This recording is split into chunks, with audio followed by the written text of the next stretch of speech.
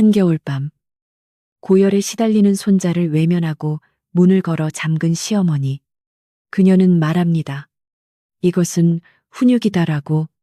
하지만 며느리는 압니다.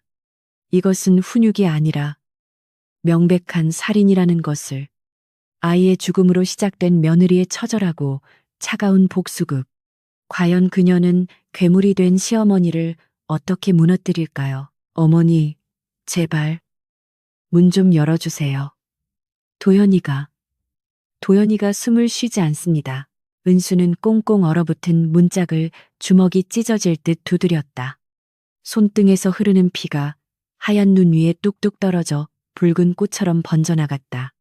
살을 내는 칼바람이 그녀의 얇은 소복 사이로 파고들었지만 품에 안긴 아이의 체온이 식어가는 공포에 비하면 아무것도 아니었다.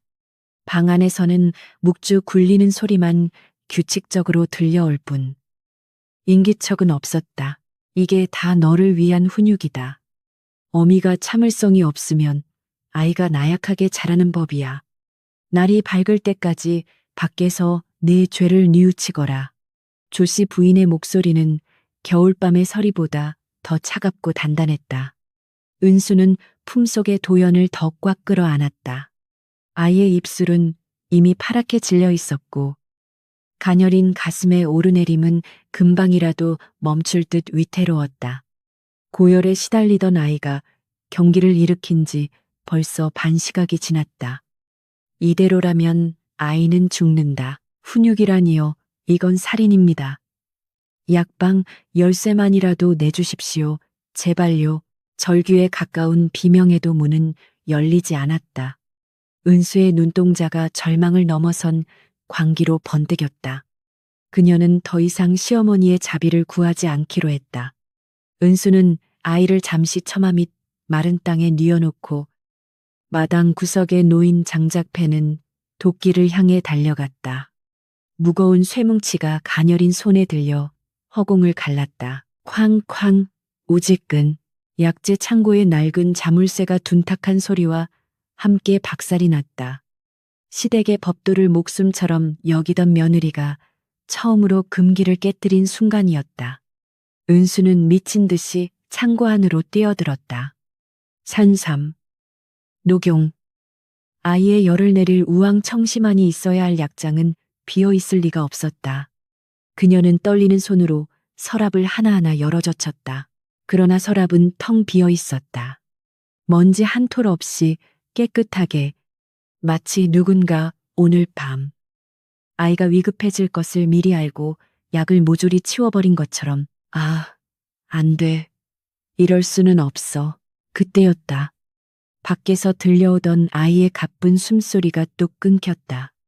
세상의 모든 소리가 멈춘 듯한 적막이 찾아왔다. 은수는 비명조차 지르지 못한 채 뒷걸음질쳐 밖으로 나갔다. 차가운 달빛 아래 도연의 작은 몸은 더 이상 움직이지 않았다. 조씨 부인의 방문은 여전히 굳게 닫혀 있었으나 문틈 사이로 희미한 촛불이 흔들리는 것이 보였다. 그것은 사고가 아니었다. 이 모든 것은 철저하게 계획된 죽음이었다. 은수는 차갑게 식어가는 아이를 안고 피 묻은 입술을 깨물며 맹세했다. 눈물은 나오지 않았다.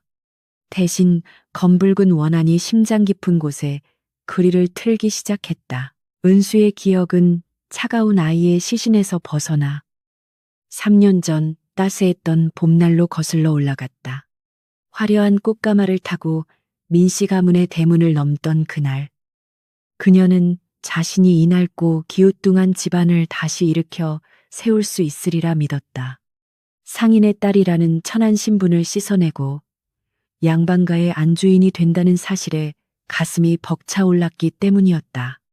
그러나 가마에서 내리자마자 마주한 것은 썩어가는 기둥과 잡초가 무성한 마당, 그리고 그보다 더 황폐한 시어머니의 눈빛이었다. 조씨 부인은 며느리를 맞이하러 나오지도 않은 채 안방 문턱에 걸터 앉아 곰방대만 태우고 있었다. 은수가 가져온 수십 개의 혼수함이 마당을 가득 채우는 것을 보고서야 비로소 입꼬리를 비틀어 올렸다. 그것은 환영의 미소가 아니라 굶주린 짐승이 먹잇감을 발견했을 때 짓는 섬뜩한 표정이었다. 그녀에게 은수는 며느리가 아니라 가문의 빚을 갚아줄 걸어 다니는 돈주머니에 불과했다. 천한 장사치 냄새가 진동을 하는구나. 돈으로 양반 족보를 샀다고 해서 네 뼈까지 귀해질 줄 아느냐 들어오너라. 앞으로 네가 할 일은 이 집안의 기둥을 다시 세우고 대를 이을 사내 아이를 낳는 것뿐이다. 그날부터 은수의 지옥은 시작되었다. 그녀는 해가 뜨기도 전에 일어나 우물물을 길어 날랐고 한밤중까지 바느질을 하며 시댁 식구들의 뒷바라지를 했다. 친정에서 가져온 막대한 지창금은 시어머니의 손에 들어가 빚을 갚고 땅을 되찾는 데 쓰였지만 은수에게 돌아오는 것은 따뜻한 밥 한 끼가 아닌 멸시와 구박뿐이었다.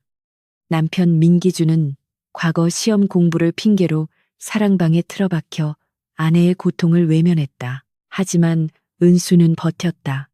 아이만 낳으면 아들을 낳아 이 집안의 대를 잇게 해준다면 시어머니도 자신을 인정해 줄 것이라 믿었다. 매일 밤 삼신할머니께 정화수를 떠놓고 빌고 또 빌었다. 그리고 마침내 그녀의 간절한 기도가 하늘에 닿았는지 태기가 찾아왔다. 임신 소식이 알려지자 조씨 부인의 태도는 묘하게 달라졌다. 귀한 씨를 품었으니 몸조심해야 한다. 네 몸은 이제 네 것이 아니라 가문의 것이다. 시어머니는 은수에게 힘든 일을 시키지 않았고 귀한 보약을 지어 먹였다. 은수는 그것이 자신을 향한 배려라고 착각했다. 남편 기준도 처음으로 은수의 배를 쓰다듬으며 다정한 미소를 보여주었다. 은수는 그 찰나의 행복에 취해 지난날의 서름을 모두 잊으려 노력했다. 아이가 태어나면 이 차가운 집에도 온기가 돌 것이라고, 진정한 가족이 될 수 있을 것이라고 꿈꾸었다. 산통이 시작된 날, 은수는 꼬박 하루를 짐승처럼 울부짖으며 사투를 벌였다. 뼈가 으스러지는 고통 끝에 우렁찬 울음소리가 터져 나왔다. 산파가 고추입니다. 튼실한 아들입니다라고 외치는 순간 은수는 기쁨의 눈물을 흘리며 아이를 안아보려 손을 뻗었다. 그러나 그녀의 품에 안긴 것은 따뜻한 핏덩이가 아닌 허공뿐이었다. 조씨 부인이 탯줄을 자르자마자 아이를 낚아채듯 안아들고는 밖으로 나가버린 것이다. 천한 것에 손을 타면 아이가 부정탄다. 이 아이는 민씨 가문의 종손이니 앞으로 내가 직접 기르겠다. 은수는 갓 낳은 핏덩이를 빼앗기고도 몸을 일으킬 힘조차 없었다. 문 밖에서는 시어머니가 아이를 어르는 소리와 남편의 웃음소리가 들려왔지만 산모가 누워있는 방은 냉골처럼 차가웠다. 저 집으로 가슴이 터질 듯 아파왔지만 시어머니는 유모를 따로 드렸다며 은수가 아이에게 젖을 물리는 것조차 허락하지 않았다. 며칠 뒤 은수가 비틀거리는 몸을 이끌고 아이를 보여달라고 애원하자 조씨 부인은 싸늘한 표정으로 거래를 제안했다. 아이를 보고 싶으냐? 그렇다면 친정에 기별하여 인삼과 녹용을 더 가져오너라. 귀한 종손을 키우는데 돈이 많이 드는구나. 그때 은수는 깨달았다. 자신이 낳은 아이가 시어머니에게는 그저 더 많은 재물을 뜯어내기 위한 인질에 불과하다는 것을. 도현이라는 이름조차 시어머니가 지어주었고 은수는 아이를 한번 안아보기 위해 친정의 곳간을 헐어야 했다. 아이가 울면 시어머니는 애미가 덕이 부족해 아이가 보채는 것이라며 은수를 타박했고 은수는 죄인이 되어 돈을 바쳤다. 도현이는 무럭무럭 자랐지만 은수의 품이 아닌 할머니의 치마폭에서 자라야 했다. 아이가 걸음마를 떼고 엄마보다 할머니를 먼저 배웠을 때 은수의 가슴은 1000갈래만 갈래로 찢어졌다.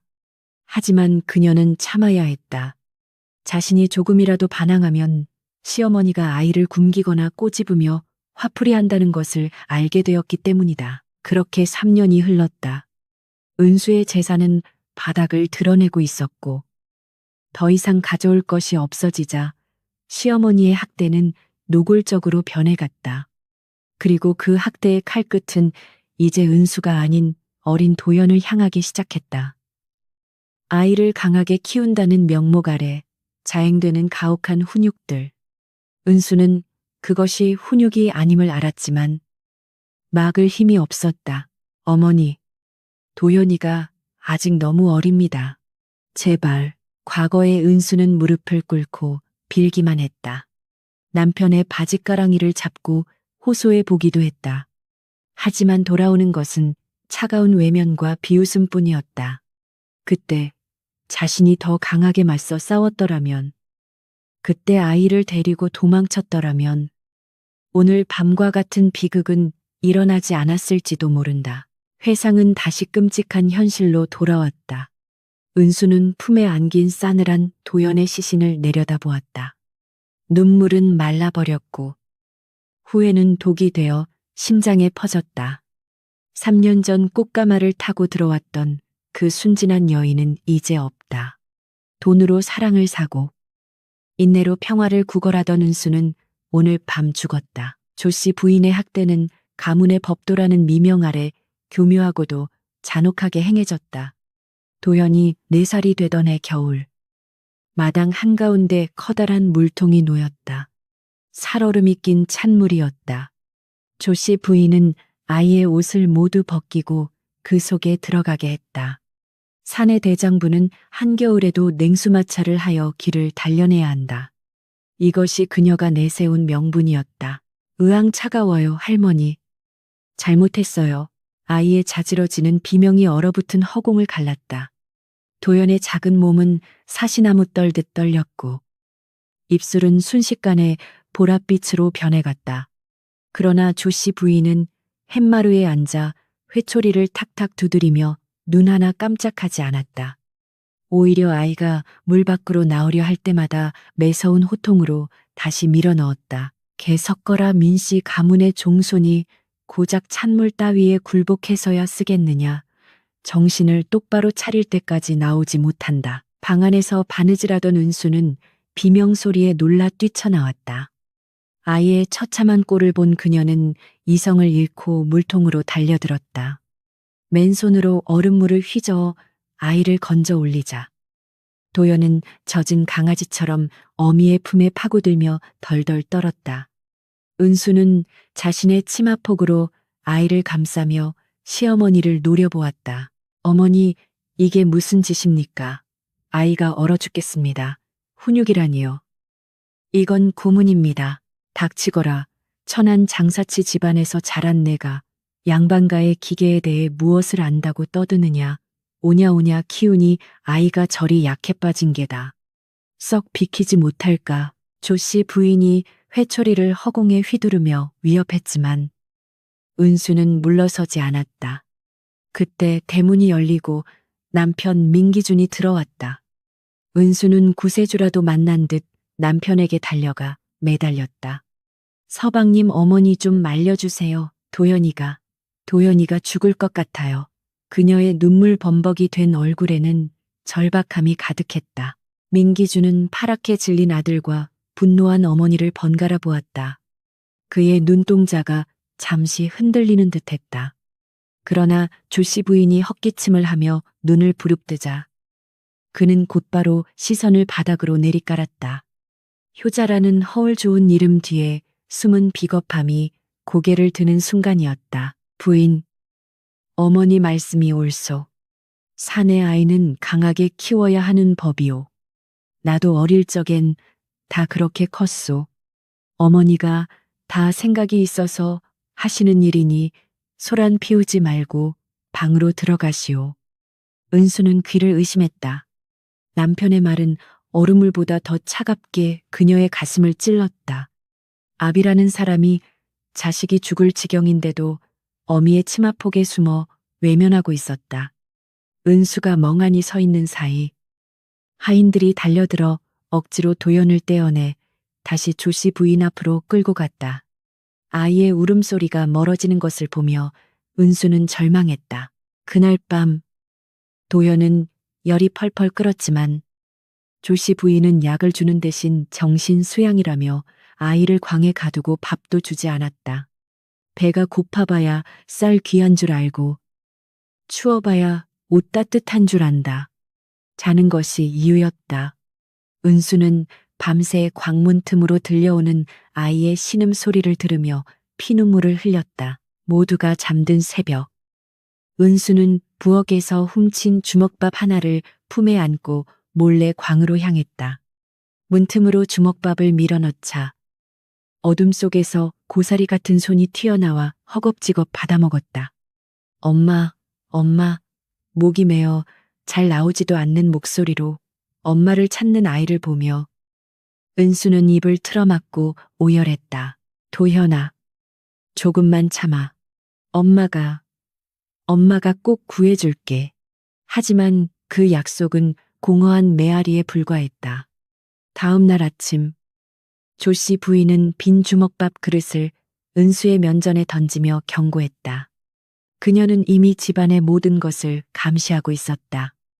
은수가 아이에게 다가가는 것조차 이제는 허락을 받아야 했다. 이 집안에서 은수는 철저히 고립된 이방인이었고 도현은 인질이었다. 네가 감히 내 교육을 망치려 드는구나. 한 번만 더 몰래 음식을 주면 그땐 네 손목을 분질러 버릴 것이다. 아니, 네가 아끼는 그 아이가 대신 벌을 받게 될 게다. 은수는 바들바들 떨며 고개를 숙일 수밖에 없었다.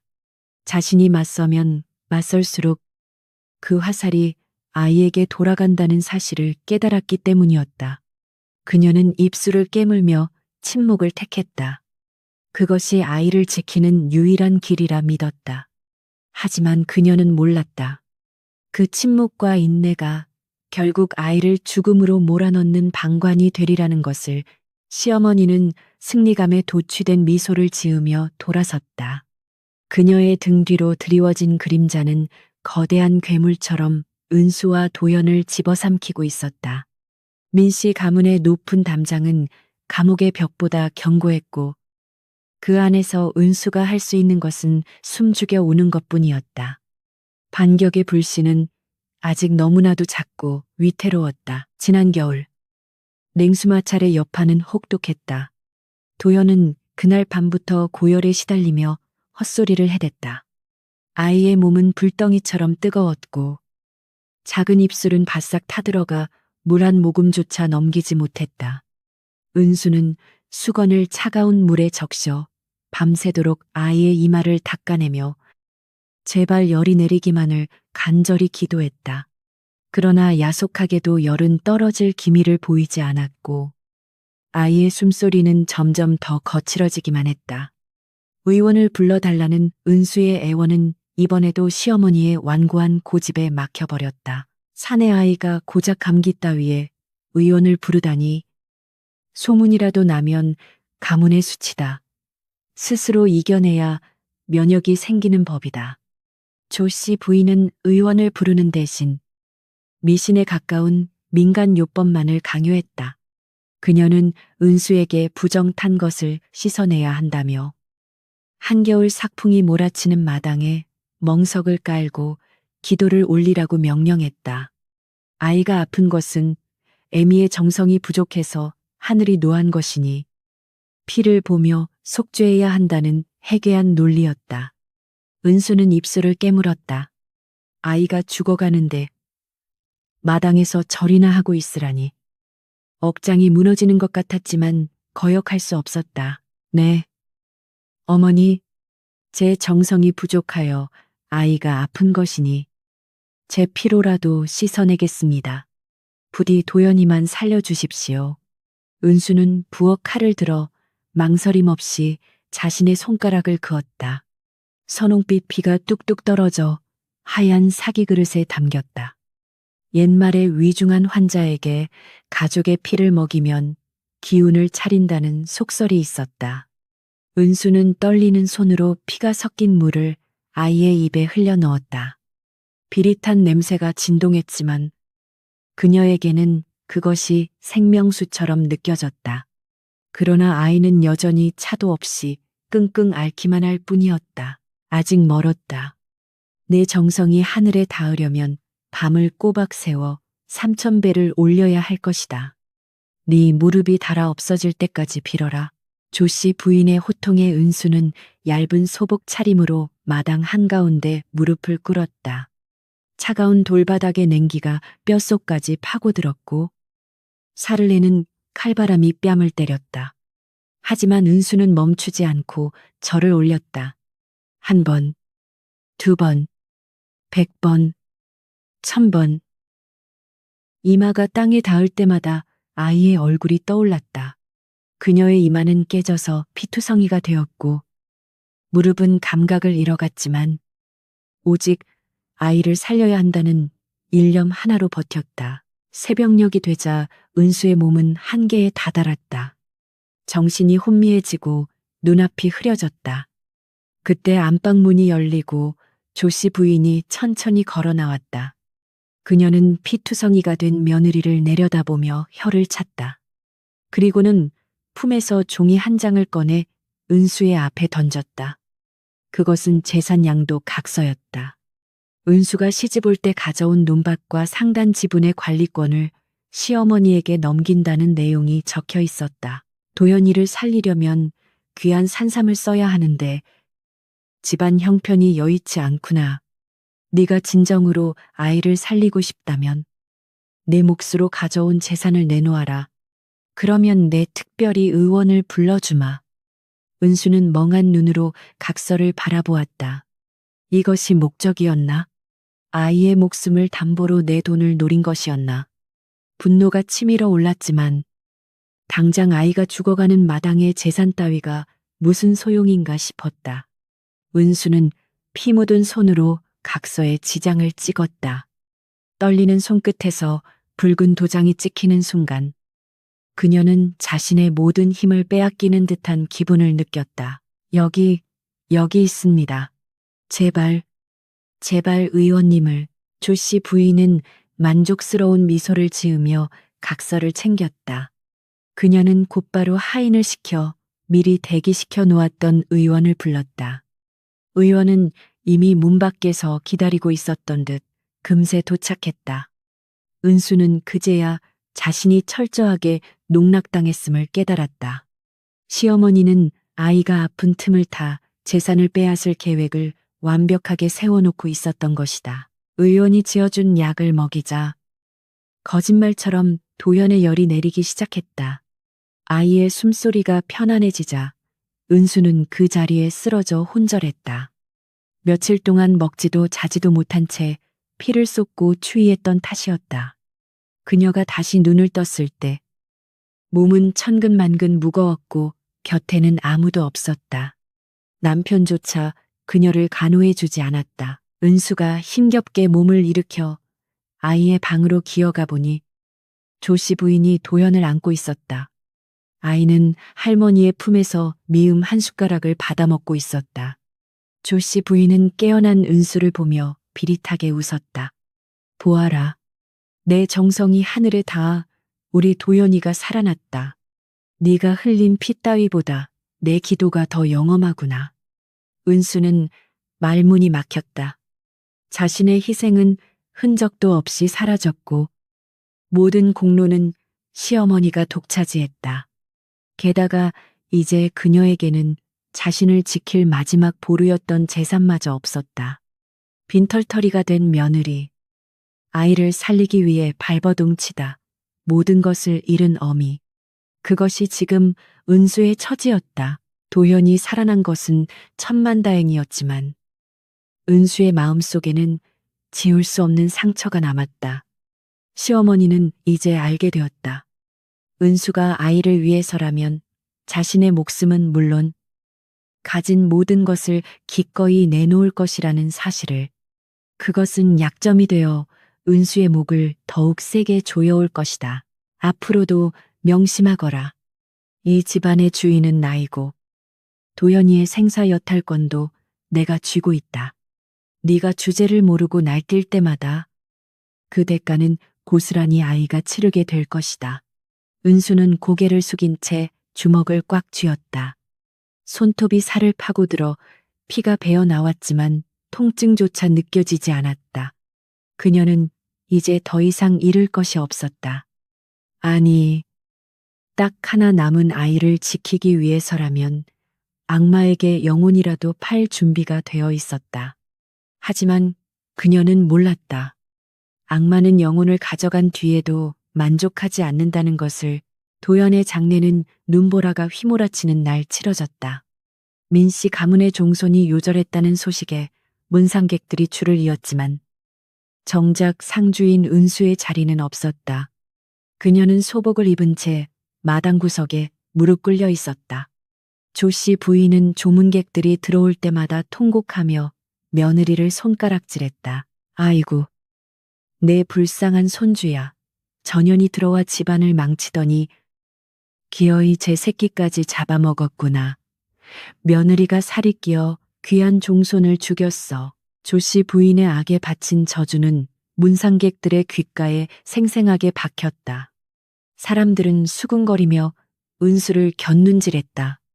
어미가 얼마나 독하면 자식 죽는 줄도 몰랐을까. 천천. 역시 천한 피는 속일 수 없는 모양이군. 비난의 화살이 비수처럼 날아와 꽂혔지만 은수는 미동조차 하지 않았다. 그녀는 울지 않았다. 아니, 울 수 없었다. 눈물샘이 말라버린 것처럼 눈가는 붉게 충혈되었을 뿐 물기는 없었다. 넋이 나간 사람처럼 허공만 응시하는 그녀의 모습은 오히려 사람들에게 섬뜩함을 주었다. 남편 민기주는 어머니의 치마폭 뒤에 숨어 아내와 눈 한 번 마주치지 않았다. 그 비겁함조차 이제는 놀랍지 않았다. 저 재수 없는 년을 당장 내다 버려라. 내 손주 곁에 두는 것도 끔찍하다. 장례가 끝나는 대로 내칠 것이니 그전까진 광에 가두어 두어라. 하인들이 달려들어 은수를 짐짝처럼 끌고 갔다. 은수는 반항하지 않았다. 차가운 바닥에 질질 끌려가는 동안에도 그녀의 시선은 도연이 누워있는 작은 관에 고정되어 있었다. 미안해. 도연아. 엄마가 힘이 없어서. 엄마가 바보 같아서. 속으로 삼킨 말들이 가슴속에서 피가 되어 흘렀다. 빛 한 줄기 들지 않는 캄캄한 광에 갇히자 참았던 한기가 몰려왔다. 집단 몇 개가 널브러진 바닥은 얼음장 같았다. 은수는 무릎을 끌어안고 웅크렸다. 불과 며칠 전까지만 해도 품에 안겨 체온을 나누던 아이가 이제는 차가운 땅 속에 묻힌다는 사실이 믿기지 않았다. 시간이 얼마나 흘렀을까. 밤이 깊어지자 밖에서 두런거리는 소리가 들려왔다. 부엌이라는 어린 종년들이었다. 그녀들은 광 근처 우물가에서 그릇을 씻으며 은밀하게 대화를 나누고 있었다. 야, 너 봤어? 도련님 얼굴 말이야. 입술이 새까맣게 타들어가 있더라니까 그냥 열병으로 돌아가신 게 아닌 것 같아. 쉿티 목소리 낮춰 마님 귀에 들어가면 혀가 잘릴 소리야. 안 그래도 오늘 아침에 마님이 약탕관을 직접 씻으시는 걸 봤는데 냄새가 아주 고약했어. 평소에 도련님께 먹이던 보약 냄새가 아니었다고. 은수의 귀가 번쩍 뜨였다. 그녀는 숨조차 쉬지 않고 문틈에 귀를 바짝 댔다. 심장이 미친 듯이 뛰기 시작했다. 그뿐인 줄 아니 마님이 나한테 약재 찌꺼기를 뒤뜰 감나무 밑에 깊이 파묻으라고 시키셨어. 절대 아무도 모르게 하라고 신신당부하시면서 엽전 꾸러미까지 쥐어주셨단 말이야. 뭔가 찜찜해. 세상에. 설마 마님이, 에이. 설마 친손자한테 그러셨겠어. 며느리 쫓아내려고 벼르시긴 했지만 발소리가 멀어질 때까지 은수는 숨을 멈추고 있었다. 머릿속에서 거대한 번개가 내리꽂히는 듯한 충격이 전신을 강타했다. 단순한 방치가 아니었다. 훈육이라는 이름의 학대도 아니었다. 그것은 명백한 독살이었다. 조씨 부인은 은수를 내쫓고 재산을 완전히 가로채기 위해 자신의 친손자에게 독을 쓴 것이다. 설마 죽일 생각까진 없었을지 모른다. 그저 아프게 해서 은수의 죄를 묻고 싶었을 수도 있다. 하지만 결과적으로 아이는 죽었다. 그리고 그 죄를 은수에게 뒤집어 씌우고 있었다. 어둠 속에서 은수의 눈동자가 서서히 변해갔다. 초점 잃은 슬픔은 사라지고 그 자리에 차가운 사리가 들어찼다. 그녀는 더 이상 피해자가 아니었다. 아이를 죽인 원수와 한 집에 살고 있었다는 사실에 치가 떨렸다. 죽여버릴 거야. 내 아이를 죽인 대가 똑같이 치르게 해줄 거야. 은수는 집단 속에서 쇠조각 하나를 찾아내 손에 쥐었다. 날카로운 끝이 손바닥을 찔러 피가 맺혔지만 그 고통이 오히려 그녀를 깨어있게 했다. 이제 그녀에게 남은 것은 단 하나. 복수뿐이었다. 살아서 이 광을 나가야 할 이유가 생겼다. 그녀는 미친 척 연기하기로 결심했다. 제정신으로 버티는 어미가 아닌 자식을 잃고 미쳐버린 여자가 되어야만 조씨 부인의 경계심을 풀 수 있었다. 은수는 머리를 산발하고 기괴한 웃음소리를 흘리기 시작했다. 히히, 도연아. 맘마 먹자, 우리 아가. 왜 안 일어나니? 히히. 광 밖으로 새어나가는 웃음소리는 밤바람보다 더 스산했다. 복수의 서막이 올랐다. 깊은 밤. 광의 문이 끼익 소리를 내며 열렸다. 들어온 이는 은수가 시집 올 때 친정에서 데려온 늙은 유모였다. 그녀는 주위를 살피더니 품에서 식은 주먹밥 한 덩이를 꺼내 은수의 손에 쥐어 주었다. 유모의 눈에는 눈물이 가득 고여 있었다. 은수는 미친 척 흥얼거라던 노래를 멈추고 짐승처럼 번득이는 눈으로 유모를 올려다보았다. 더 이상 연기는 필요 없었다. 유모, 알고 있지. 어머니가 도연이에게 무슨 짓을 했는지. 은수의 목소리는 낮고 서늘했다. 유모는 소스라치게 놀라 뒷걸음질 쳤지만 이내 은수의 앙상한 손을 부여잡고 오열했다. 아씨, 제발 살려주세요. 제가 말리면 마님이 저까지 죽이려 드실 겁니다.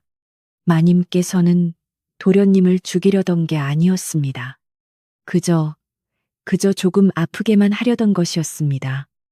유모의 입에서 흘러나온 말은 은수의 심장을 난도질했다. 조금 아프게 내 아이를 조금 아프게 해서 뭘 얻으려고. 아씨가 친정 재산을 털어오게 하려면 도련님이 계속 병석에 누워 있어야 한다고 하셨습니다. 그래서 탕약에 부자를 아주 조금씩 섞으셨는데 그날따라 양 조절을 잘못하신 게 분명합니다. 아이가 갑자기 경기를 일으키자 마님도 당황하셔서 은수는 헛웃음을 흘렸다.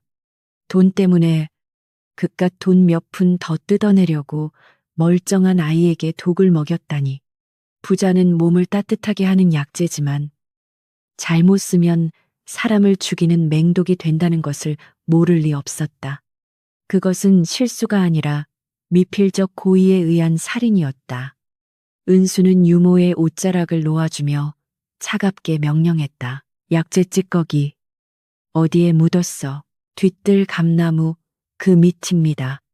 아씨, 제발 모른 척 해주세요. 지금 나서봤자 아씨만 개죽음 당합니다. 유모가 나간 뒤 은수는 헐거워진 문틈으로 밖을 내다보았다. 모두가 잠든 새벽. 그녀는 그림자처럼 광을 빠져나왔다. 맨발에 닿는 흙의 냉기조차 느껴지지 않았다. 뒤뜰 감나무 아래에 도착한 은수는 맨손으로 얼어붙은 땅을 파내기 시작했다. 손톱이 깨지고 피가 배어 나왔지만 멈추지 않았다. 얼마나 팠을까. 흙 속에서 헝겊에 쌓인 축축한 뭉치가 나왔다. 떨리는 손으로 헝겊을 풀자 역한 약 냄새가 코를 찔렀다. 그것은 분명한 부자 찌꺼기였다. 은수는 그 흙투성이 증거물을 품에 안고 소리 없이 울부짖었다. 도연이가 마신 것은 보약이 아니라 할머니의 탐욕 그 자체였다. 이 찌꺼기가 바로 조씨 부인의 목을 챈 올가미가 될 것이다. 그때 등 뒤에서 인기척이 들렸다. 거기 누구냐? 조씨 부인의 날카로운 목소리였다. 은수는 순간적으로 숨을 멈췄다. 들키면 끝이다. 증거를 뺏기고 다시는 햇빛을 보지 못할 것이다. 은수는 품에 안은 증거물을 옷 속 깊이 숨기고 천천히 몸을 돌렸다. 그리고는 초점 없는 눈으로 허공을 응시하며 기괴하게 웃기 시작했다. 히히, 도연아. 할미가 맛있는 거 숨겨놨대, 까꿍. 어디 있니? 흙 파먹자. 냠냠. 은수는 입가에 흙을 묻히고 희죽거렸다. 횃불을 든 조씨 부인이 다가와 며느리의 몰골을 비추었다. 머리는 산발하고 입가에는 흙이 묻은 채 실성한 듯 웃고 있는 은수를 보자 조씨 부인은 코웃음을 쳤다. 캡캡. 드디어 완전히 미쳤구나. 제 자식 잡아먹더니 꼴 좋다. 내버려 둬라. 미친년이 땅을 파든 흙을 먹든 무슨 상관이냐. 조씨 부인은 며느리가 자신의 범죄 증거를 찾고 있었다는 것은 꿈에도 모른 채 혀를 차며 돌아섰다. 그녀에게 은수는 이제 위협이 아닌 흉물스러운 구경거리에 불과했다. 하인들도 낄낄거리며 마님을 따라 사라졌다. 어둠 속에 홀로 남겨진 은수의 입가에서 미소가 싹 가셨다. 은수는 차갑게 식은 눈빛으로 조씨 부인의 뒷모습을 노려보았다. 그래, 마음껏 비웃어라. 방심해라. 네가 나를 미친년으로 취급할수록 내 칼날은 더 깊숙이 파고들 테니. 그녀는 증거물을 다시 품속 깊이 갈무리했다. 이제 은수에게는 확실한 무기가 생겼다. 하지만 이것만으로는 부족했다. 조씨 부인을 무너뜨리려면 더 치밀하고 잔혹한 계획이 필요했다. 은수는 다시 미친 척 노래를 흥얼거리며 제 발로 광으로 돌아갔다. 복수의 판은 이미 깔렸다. 민씨 가문의 밤은 더 이상 고요하지 않았다. 은수가 미친 척 연기를 시작한 뒤로 집안 곳곳에서 기이한 일들이 벌어졌기 때문이다. 하인들은 밤마다 묘한 울음소리를 들었다고 수군거렸다. 바람 소리 같기도 하고 죽은 아이가 엄마를 찾는 소리 같기도 한 그 소름 끼치는 울음은 안채 주변을 맴돌았다. 조씨 부인은 처음에는 헛소리라며 하인들을 매질했지만 그녀 역시 밤잠을 설치기 시작했다. 으흐흐, 어머니, 도현이 추워요. 약 주세요. 어둠 속에서 들려오는 은수의 흐느낌은 조씨 부인의 신경을 갉아먹었다. 은수는 머리를 풀어헤치고 하얀 소복을 입은 채 밤마다 시어머니의 방문 앞을 서성거렸다. 문창호지에 손톱을 긁는 소리를 내거나 문틈으로 내탄 눈을 들이밀며 희죽거렸다. 조씨 부인이 문을 벌컥 열면 은수는 이미 사라지고 없거나 마당 구석에서 흙장난을 하고 있을 뿐이었다. 그러던 어느 날 아침 조씨 부인은 비명을 지르며 깨어났다. 그녀의 베개맡에 흙투성이가 된 아이의 꽃인 한 짝이 놓여 있었기 때문이다. 그것은 도현이가 죽을 때 신고 있었던 신발이었다. 조씨 부인은 사색이 되어 신발을 집어던졌다. 방문은 굳게 잠겨 있었는데 누가 밤새 들어와 머리맡에 죽은 손자의 물건을 두고 갔단 말인가. 이게 대체 무슨 조한약에 아무도 없느냐. 하인들이 달려왔지만 범인을 찾을 수는 없었다. 은수는 그 시각 광에서 멍한 표정으로 지푸라기를 엮고 있었다. 조씨 부인은 며느리가 했을 리 없다고 생각했다. 감시하는 눈이 있었고 미친 여자가 소리 없이 문을 따고 들어올 수는 없다고 믿었다. 공포는 이성적인 판단을 흐리게 했다. 조씨 부인은 점점 귀신이 들렸다고 믿기 시작했다. 무당을 불러라 구슬해야겠다. 원기가 붙은 게야. 조씨 부인이 구판을 벌이느라 정신이 팔린 사이 집안의 경계는 허술해졌다. 징과 꽹과리 소리가 요란하게 울려 퍼지는 틈을 타 은수는 조씨 부인의 안방으로 숨어들었다. 미친년이 굿 구경을 하러 나왔다가 사라진 줄로만 알지. 감히 안방을 뒤질 것이라고는 아무도 생각지 못했다. 은수의 눈빛은 차갑게 가라앉아 있었다. 그녀는 장롱 깊숙한 곳에 숨겨진 이중장부를 찾아냈다. 겉으로는 가문의 살림을 적은 장부였지만 그 속에는 횡령의 기록이 빼곡했다. 소장농들에게서 착취한 쌀을 빼돌려 고리대금을 하고 은수가 가져온 지참금을 남편 몰래 친정 조카에게 빼돌린 내역들이 고스란히 적혀 있었다. 이것만 있으면 조씨 부인을 단순히 시어머니가 아닌 범죄자로 고발할 수 있었다. 탐욕이 결국 네 무덤을 파는구나. 은수는 장부를 품에 숨기고 대신 그 자리에 도연이가 쓰던 베넷 저고리를 넣어두었다. 붉은 닭피를 잔뜩 묻힌 저고리였다. 나중에 조씨 부인이 장부를 확인하러 장롱을 열었다가 피 묻은 베넷 저고리를 발견하고 기절한 뒤로는 방 밖으로 나오지도 못하고 있었다. 은수는 다시 광으로 돌아와 미친 척 춤을 추었다. 구판이 절정에 달했을 때 그녀의 입꼬리는 살짝 올라가 있었다. 그날 밤 은수는 붓을 들었다. 떨리는 손을 진정시키며 한자 한자 써 내려갔다. 수신이는 관아의 사또 그리고 민씨 가문과 앙숙인 지역 유지 최대감이었다. 투서의 내용은 명확했다. 민씨 가문의 조씨 부인이 손자를 독살하고 며느리의 재산을 가로채 고리 대금업을 하고 있다. 증거로 장부의 사본 일부와 독초 찌꺼기를 동봉했다. 이 편지가 네 숨통을 끊어놓을 것이다. 은수는 새벽녘 우물가에 물을 길러온 믿을 만한 하인에게 엽전 꾸러미와 함께 서차를 건넸다. 평소 은수를 동정하던 하인이었다. 이걸 장터 거지에게 주어 관아 문 앞에 두게 해라. 실수하면 너도 죽고 나도 죽는다. 은수의 서늘한 경고의 하인은 고개를 끄덕이며 어둠 속으로 사라졌다. 며칠 뒤 마을에 흉흉한 소문이 돌기 시작했다. 민씨 가문의 종손이 병사가 아니라 독살당했다는 이야기였다.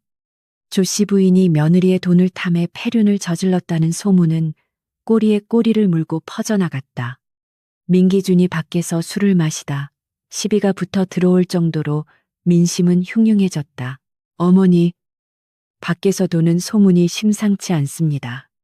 대체 집안 단속을 어떻게 하시는 겁니까? 민기준의 불평에 조씨 부인은 히스테리를 부렸다.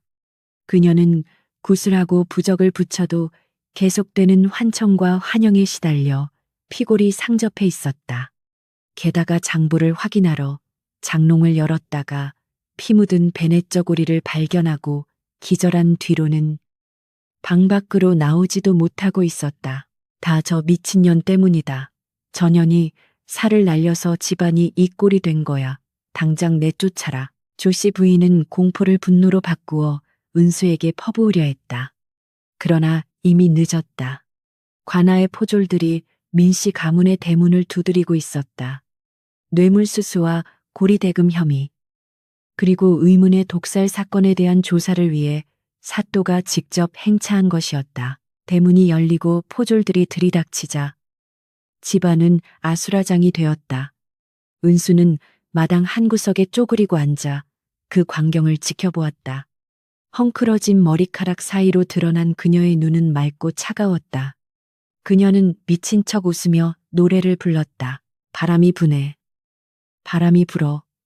썩은 가지가 부러지네. 툭 하고 부러지네. 조씨 부인이 포졸들에게 끌려 나오며 악을 썼다. 이건 모함이다. 어떤 놈이 감히 양반가를 능멸하느냐. 그녀는 여전히 자신의 권력이 통할 거라 믿었다. 하지만 사또의 손에는 은수가 보낸 장부와 독초가 들려 있었다. 판은 이미 뒤집혔다. 은수는 천천히 몸을 일으켰다. 이제 마지막 쇼를 시작할 때였다. 민씨 가문의 마당은 아수라장이 되었다.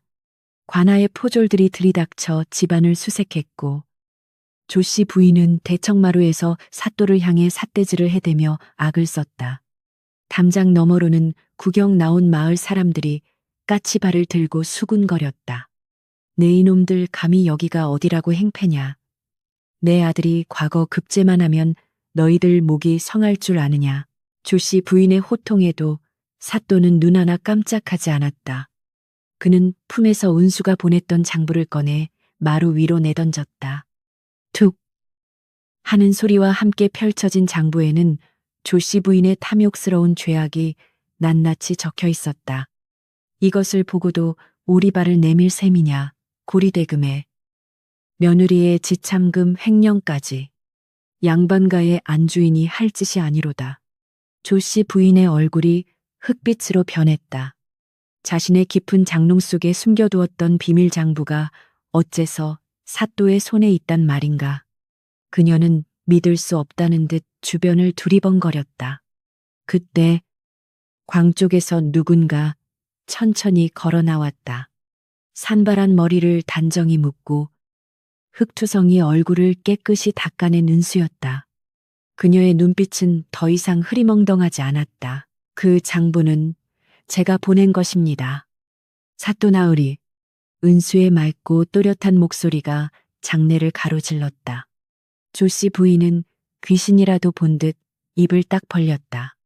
미쳐서 흙을 파먹던 며느리가 지금 서슬퍼런 눈빛으로 자신을 노려보고 있었다. 은수는 흐트러짐 없는 걸음으로 마당 한가운데로 걸어 나왔다. 너 미친 게 아니었느냐? 미치지 않고서야 어떻게 어머니가 제 아이를 죽인 증거를 찾을 수 있었겠습니까?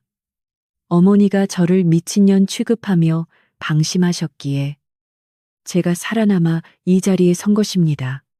은수는 품속에서 헝겊 꾸러미를 꺼내 사또 앞에 내려놓았다. 흙이 묻은 헝겊을 풀자 말라비틀어진 약재 찌꺼기가 드러났다. 이것은 도현이가 죽던 날 어머니가 뒤뜰 감나무 밑에 파묻은 약재입니다. 아이에게 보약이라 속이고 먹이셨던 독초. 부자입니다. 사또가 눈짓하자 의원이 다가와 찌꺼기를 살폈다. 냄새를 맡아본 의원은 고개를 끄덕이며 사색이 되었다. 틀림없는 부자입니다. 그것도 어린아이가 감당할 수 없을 만큼 치사량이 섞여 있습니다. 이건 약이 아니라 사약이나 다름없습니다.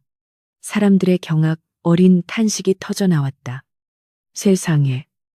친손자한테 독을 먹였다고 짐승만도 못한 년인의 비난의 화살이 빗발쳤다. 구석에 서 있던 남편 민기준이 비틀거리며 앞으로 나왔다. 그는 떨리는 손으로 어머니를 가리켰다.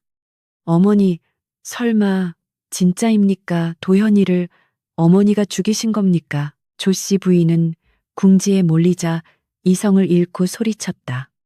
아니야, 죽이려던 게 아니었어. 그냥 조금 아프게만 하려고 했다. 전현이 돈을 안 내놓으니까. 아이가 아파야 곶감 빼먹듯 돈을 가져올 게 아니냐. 양 조절을 조금 실수했을 뿐이야. 스스로 내뱉은 자백이었다. 마당은 찬물을 끼얹은 듯 조용해졌다. 그녀의 입에서 나온 말은 변명이 아니라 그녀가 얼마나 잔혹하고 계산적인 인간인지를 증명하는 결정적 증거였다. 은수는 차가운 미소를 지으며 시어머니에게 다가갔다. 돈 때문에, 고작 그깟 돈 때문에 핏덩이 같은 손주에게 독을 먹이셨습니까? 어머니의 탐욕이 도연이를 죽이고 이제 어머니 자신까지 죽이게 되었습니다. 내년이 문제야. 네가 고분고분 돈을 내놓았으면 이런 일도 없었어. 다 내 탓이다. 조씨 부인은 발악하며 은수에게 달려들려 했지만 포졸들이 그녀를 거칠게 제압했다. 밧줄이 그녀의 몸을 참았다. 항상 고고한 척하며 며느리를 내려다보던 시어머니가 짐승처럼 포박당해 무릎 꿇려졌다. 여봐라, 이 패륜한 죄인을 당장 형틀에 묶어 관하로 압송하라. 살인죄와 횡령죄를 엄히 물을 것이다. 민기준은 바닥에 주저앉아 머리를 감싸쥐었다. 자신의 무능함과 방관이 어머니를 괴물로 만들었고 아들을 죽게 했다는 사실을 견딜 수 없었다.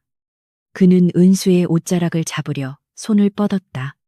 부인, 여보, 내가 잘못했소. 나는 정말 몰랐소. 은수는 남편의 손을 매몰차게 뿌리쳤다. 그녀의 눈에 더 이상 남편을 향한 애정은 남아있지 않았다. 몰랐다는 것은 변명이 되지 않습니다.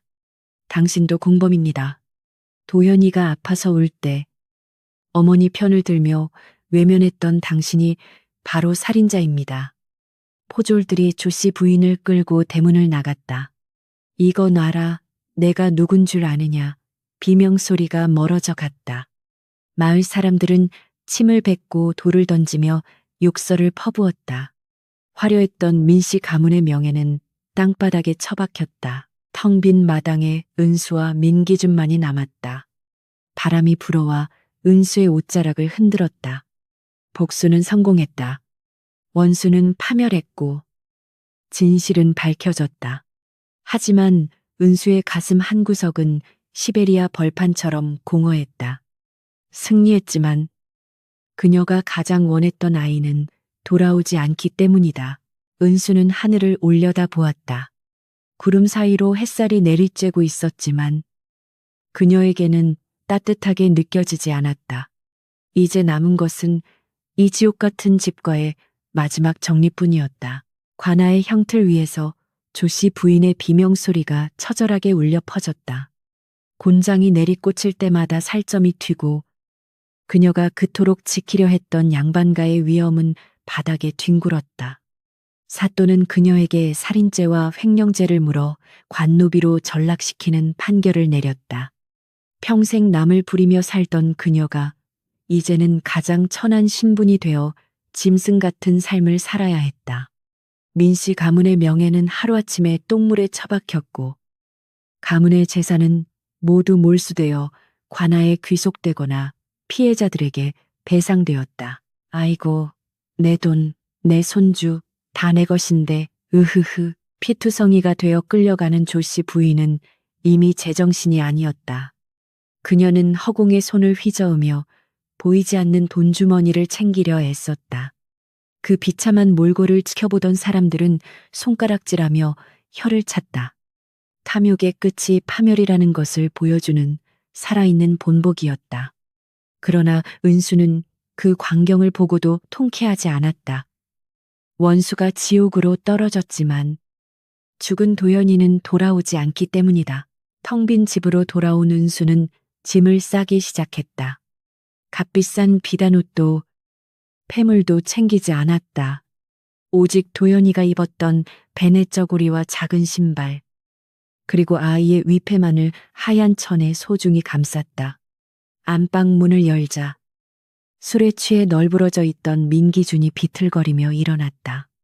그는 찬한 눈으로 은수의 옷자락을 붙잡았다. 부인, 여보, 제발 떠나지 마시오.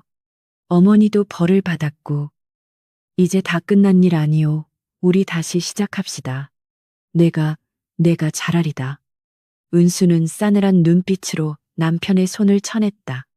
마치 더러운 오물이 묻은 듯 옷자락을 털어내며 말했다. 다 끝났다고요. 당신 눈에는 자식 죽인 어미가 벌 받는 것으로 모든 게 해결된 것처럼 보입니까? 당신은 어머니 뒤에 숨어 아내와 자식을 외면했던 공범입니다. 내 아이를 죽인 집안 사람과는 한 하늘을 이고 살 수 없습니다. 민기준은 무릎을 꿇고 울며 매달렸다. 도연이를 봐서라도 제발 나 혼자 어떻게 살라고 이러시오. 그의 애원은 비겁하고 이기적이었다. 은수는 품에서 미리 써둔 이혼서를 꺼내 남편의 얼굴에 던졌다. 종이 한 장이 그의 뺨을 스치고 바닥에 떨어졌다.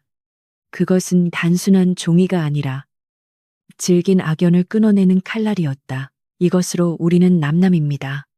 다시는 내 앞에 나타나지 마십시오.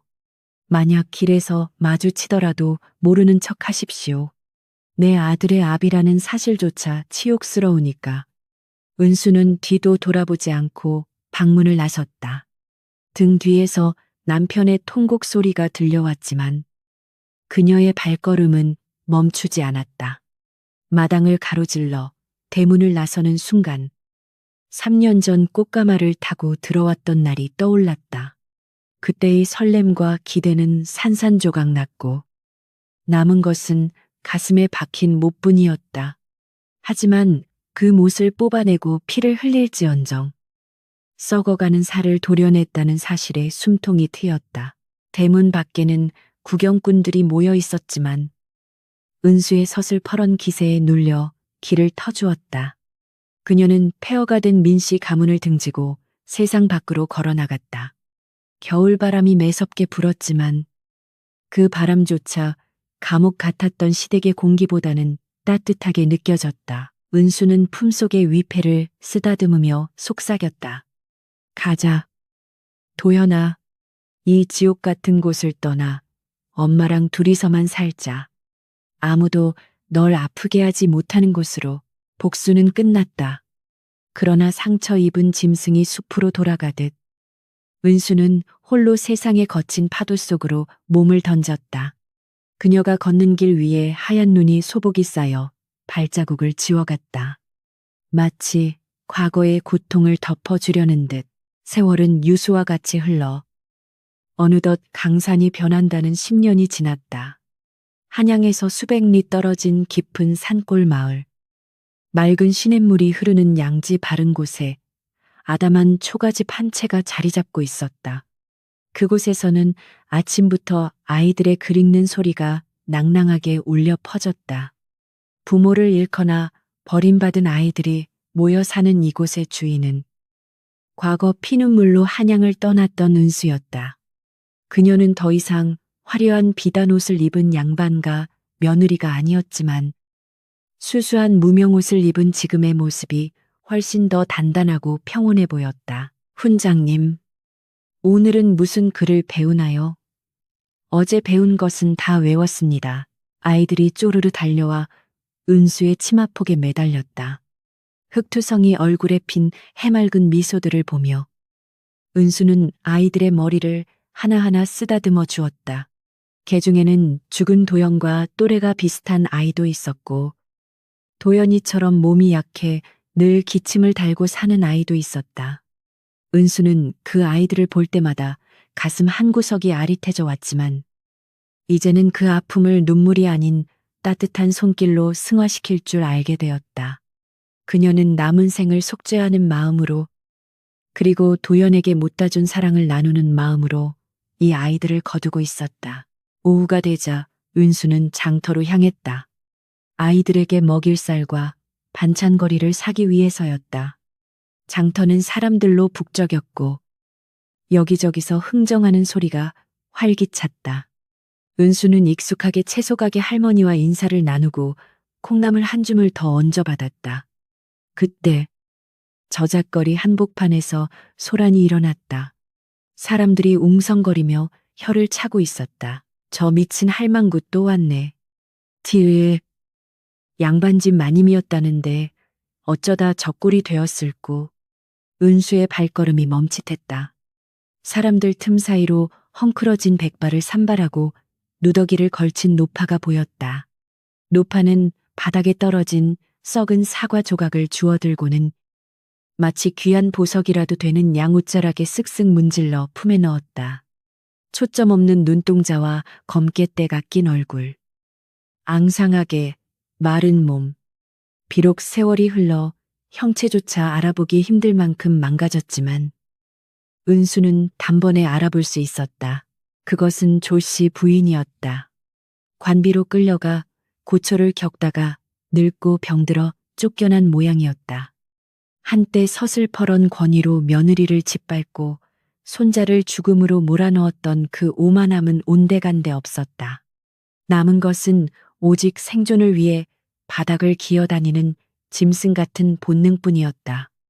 노파는 지나가는 사람들의 바짓가랑이를 붙잡고 중얼거렸다. 내 돈, 내 며느리가 가져온 돈, 우리 도연이 약값해야 하는데 이건 알아. 내가 누군 줄 아느냐.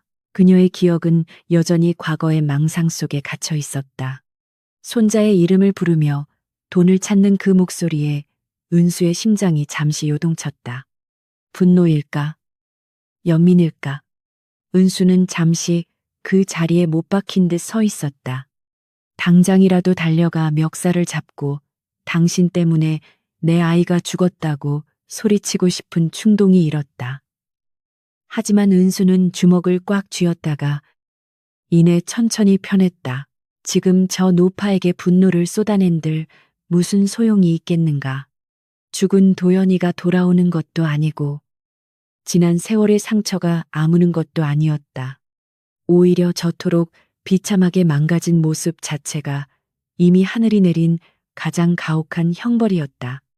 기억조차 온전치 못한 채 평생을 탐욕과 후회의 굴레 속에서 짐승처럼 살아가는 것. 그것이 죽음보다 더한 고통일 터였다. 은수는 차가운 눈빛으로 조씨 부인을 내려다보았다. 노파가 고개를 들어 은수와 눈이 마주쳤다. 하지만 흐리멍덩한 눈동자는 며느리를 알아보지 못했다. 그저 밥이나 한 덩이 얻어먹을 수 있을까 하는 비굴한 눈빛뿐이었다. 은수는 품에서 엽전 몇 덜을 꺼내 노파의 앞에 툭 던져주었다. 그것은 적선이 아니었다. 과거와의 완전한 결별을 고하는 마지막 군이었다. 맛있는 거라도 사드십시오. 그리고 다시는 제 눈에 띄지 마십시오. 은수는 뒤도 돌아보지 않고 걸음을 옮겼다. 등 뒤에서 엽전을 줍느라 허겁지겁 기어다니는 노파의 소리가 들려왔지만 은수의 귀에는 더 이상 들리지 않는 듯했다. 장터를 빠져나와 마을 어귀에 들어서자 서늘했던 바람이 잦아들고 따스한 햇살이 내리비쳤다. 그녀는 깊게 숨을 들이마셨다. 가슴속에 묵직하게 자리 잡고 있던 돌덩이 하나가 비로소 사라진 느낌이었다. 집으로 돌아오니 아이들이 우르르 몰려나와 그녀를 반겼다. 훈장님, 다녀오셨어요.